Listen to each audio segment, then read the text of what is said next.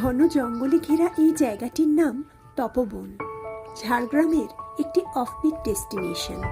কথিত আছে বাল্মীকি মুনির আশ্রম এখানেই ছিল। সীতা তার 2 সন্তান লব এবং কুষ্টি নিয়ে এখানেই থাকতেন।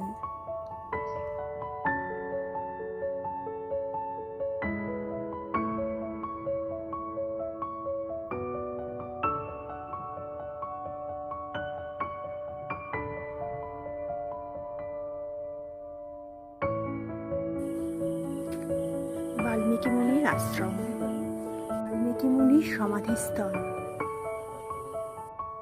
আর এই মন্দিরটি হলো সীতা মায়ের মন্দির।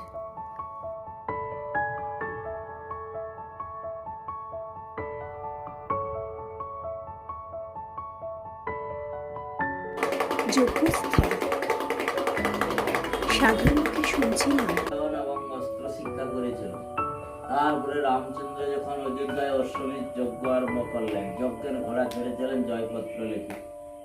সেই ঘোড়া আচ্ছাদন করেছিলেন লবকুশ। সেই ঘোড়া নিয়ে রামচন্দ্রের সঙ্গে পিতা পুত্রে অপরিচিত অবস্থায় এখানে তমরি যুদ্ধ হয়েছিল। যুদ্ধ করে লবকুশ তার বাবা রাম এবং কাকা লক্ষণ সমস্ত সেনা সামন্তকে অচেতন করেছিলেন। অচেতনের চৈতন্য বোধগম্য জাগিয়েছিলেন বাল্মীকি কুমণ্ডল জল সিঞ্চন করিয়া মহামৃত্যুঞ্জয় মন্ত্রের দ্বারা।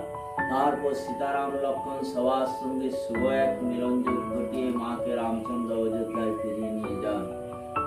শুনলাম এটাই নাকি সেই প্রাচীন সুবর্ণরেখা নদী। তবে নদী বলে বোঝা যায় না,